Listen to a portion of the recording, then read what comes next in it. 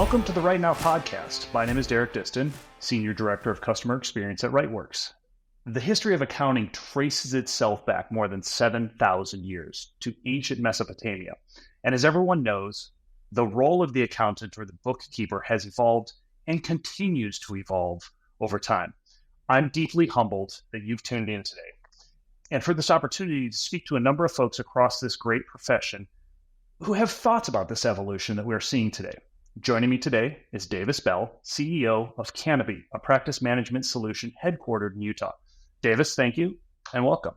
Thank you. I'm thrilled to be here. It's wonderful. So, CEO of Canopy. So let's start there.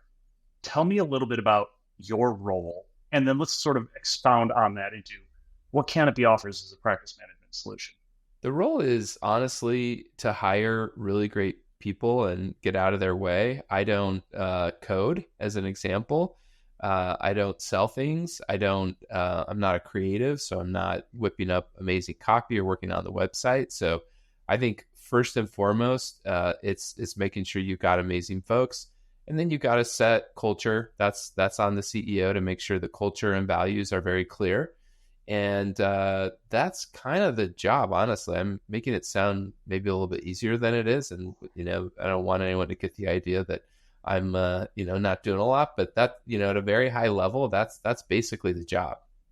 Well, Jim Collins said it in Good to Great. You got to make sure you got the right people on the bus. We can find the seats for them later. But your job then is essentially, you're the bus driver. You're making sure the Canopy's moving down the road and helping to manage this evolution in accounting, correct?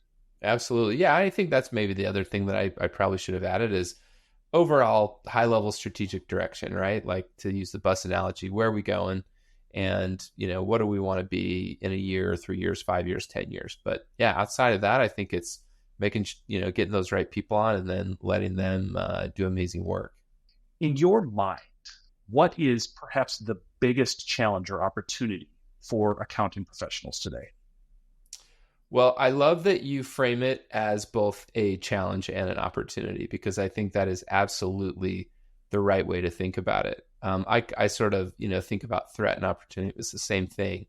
And if you think about any change, any development, you look back historically, whether in a business context or otherwise, there were groups of people who leveraged them and took advantage of those changes. And there were people who didn't. And for those who didn't, it was a threat, and in some cases an existential one. For those who took advantage of it, adapted to it, leveraged it, then it was an enormous opportunity. So, I'm going to cheat a little bit and maybe cite more than one if that's okay. If I don't want to get kicked off the podcast, but I think the ones that jump to mind, and I'm cheating because I think they're sort of interrelated and equally significant. I think the first is the human capital shortage that we're seeing. I'm not breaking any news here, but there are less people in accounting than there were, and it's going to get worse. And I think that that's occurring at a time when there's not less work, but more, right? So that is such a challenge as someone, if you let's say you run a 20-person practice and, now, 20 folks maybe in 2021, and now there's maybe 16 of them on average, right? Because about 17% of folks have left the industry in the last couple of years. So thinking about that as a leader and figuring out, well, how do I do the same amount of work or more with just far fewer resources? So I think that's the first. The second is just a completely shifting set of expectations from customers and clients who, in a variety of ways, but I think especially around technology, right? Like if I'm using DoorDash and Instagram and Uber, and then you, my accountant, are expecting me to use software that was built in the Reagan administration, like that's a tough ask, right? And then I think finally, this is so Captain Obvious, and it pains me to say it, but it's also true, so I'm going to. I think the emergence of AI is unlike any other technological change or shift that we've seen in the industry, or candidly, maybe in human history. So I think that, that is an enormous opportunity for those who leverage it and an enormous threat for those who do not. So all right, I know that was a grab bag, but I actually see them as interrelated too. So, And that's all right. I think you mentioned three key parts there. Obviously, the people, the human capital, as you said, um, the technology and moving forward, and then especially the AI, right? Being able to address our consumer demand needs, our clients, what their needs are, and how do we leverage AI to potentially go across all of these. So you cheated, gave me three. I'm going to narrow it down a little bit and bring us back to Yeah. one or two of those. Yeah. You mentioned 17% of the industry has left the profession. 17% of people 4 years ago have left the profession now. Why? What are you seeing as the causes behind that? Well, I think there's a couple of things is my sense. I think number one is a lifestyle issue, right? I think COVID was this big reset for people generally, not just in accounting. And I think we all know the person that was like the hard charging corporate lawyer that now is like a river rafting guide, or right. There was just this reset of like, what am I doing with my life? Is this what I want to be doing? But I think there's some industry specific things, which the lifestyle one is, right? It's like, do I really want to be working this amount of hours? I think the second is modernization, right? Like I think that, folks looked around and they're like, I don't, this feels outdated to me. I'm using old tools. I'm using old processes. And I don't, I might be able to work somewhere that's going to give me more modern tools and more modern processes. And that's going to make my life a lot easier and better. And then I think, there's a little bit of a compensation mismatch relative to effort, particularly for new graduates, right? So if you're a really smart person coming out of a great school and you're surveying your opportunities and you're doing those calculations around the amount that I'm going to work, the culture, the environment, and the compensation of benefits, there's a mismatch there to a certain extent, right? For really talented folks who have lots of options. So I think it's sort of a combination of all of those things. The idea of the lifestyle reset, or more appropriately, as you mentioned, the bringing your lifestyle, your needs more into alignment with what you're doing at work, not working with, as you mentioned, technology that's 35, 40 years old, has now gone through 10 administrations, as you said, Reagan administration, as well as the demand then from the end client. How is Canopy addressing that? Yeah, I mean, I think just broadly, like the soundbite here would be by bringing modern technology to the industry. I don't come out of the accounting industry. I come out of the SaaS industry, software as a service industry. And I've loved accounting in so many ways. I love the people and I love the orientation towards helping customers and clients. But from a technology perspective, it is behind as an industry. Like, I don't, maybe I shouldn't be saying that out loud on a major podcast, but like, that's just true. And so I think, at a very high level, we're bringing modern technology to the industry, which has tons of benefits. One of them, customers really respond to that. But like another one is that it addresses that lifestyle issue, right? Like when I came on, I thought, hey, we're going to help accountants help their customers. And we definitely do that. But what I've realized is we help their employees because it makes their lives a lot easier when you can do something in, 3 minutes that used to take 30, then you freed up that time and you can go work and be more profitable. Or maybe, it means you can make a soccer game. Circling back to that third opportunity or challenge that you mentioned, which is AI. Are you guys approaching this as Canopy investing in AI? Like, what are your thoughts as far as the future of Canopy with AI?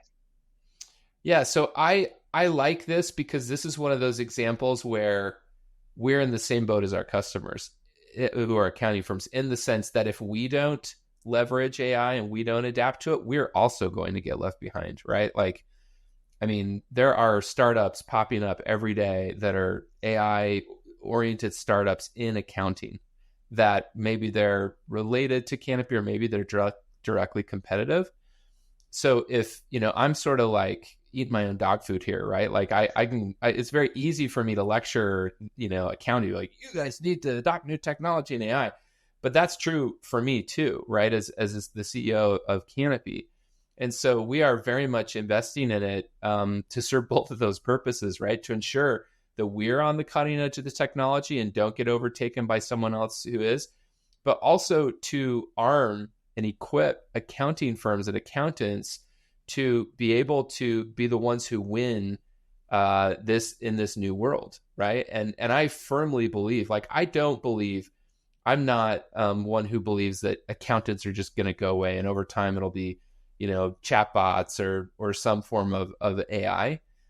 But I do believe that, this is a farmer who's looking at his plow horses and then looking at that newfangled tractor.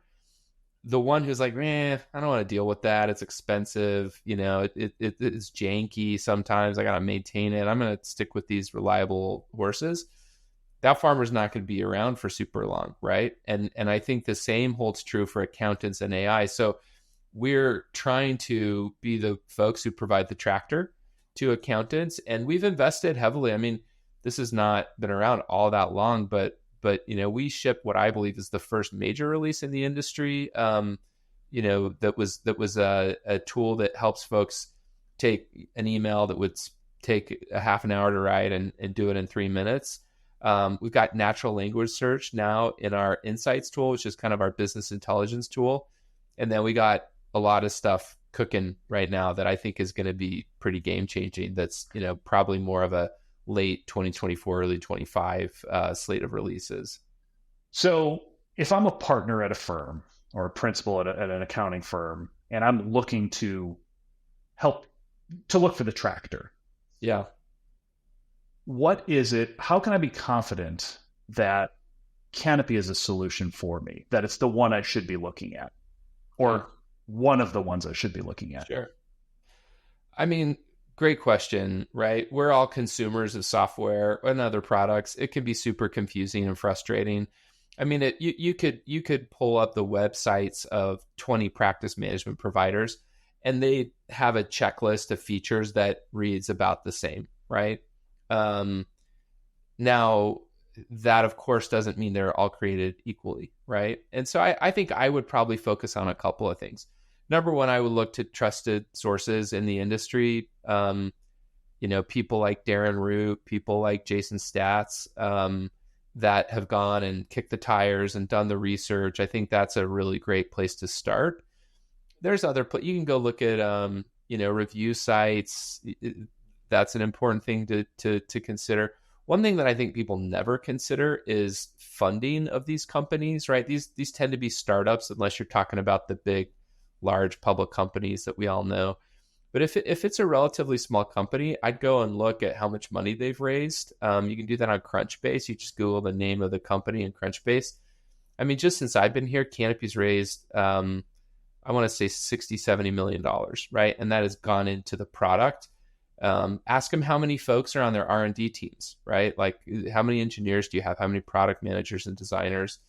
But I think those are all, that'll help you winnow out a lot of, ask where their engineers are based, where their support's based. That's another tell. I think if they're, offshore, then typically, the quality's not going to be the same.